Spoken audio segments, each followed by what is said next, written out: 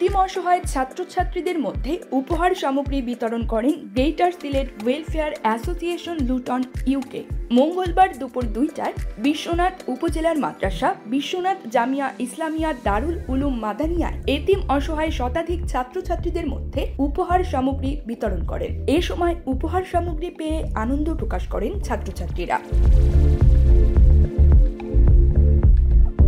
উপস্থিত অতিথিবৃন্দরা বলেন, greater Sylhet welfare association Luton UK সব সময় অসহায় গরিব মানুষদের সাহায্য সহযোগিতা করে যাচ্ছে এবং ভবিষ্যতেও করে যাবে বলে আশাবাদ ব্যক্ত করেন। এছাড়াও সকল দুর্যোগপূর্ণ ক্রান্তি লগ্নে সাহায্য সহযোগিতার হাত বাড়িয়ে দেয় greater Sylhet welfare association Luton UK. মাদ্রাসার শিক্ষকরা greater Sylhet welfare association Luton ইউকের প্রতি কৃতজ্ঞতা প্রকাশ করে অসহায় এতিম ছাত্রদের পাশে দাঁড়ানোর জন্য। অনুষ্ঠানের শুরুতেই কোরআন তেলাওয়াত ও নাতে রাসূল গজল পড়ে শোনান মাদ্রাসার ছাত্রছাত্রীরা। অনুষ্ঠান শেষে সমস্ত মুসলিম উম্মাহ ও মানব জাতির জন্য দোয়া পড়া হয়। এ সময় উপস্থিত ছিলেন মাদ্রাসার শিক্ষকগণ। News desk, channel 16।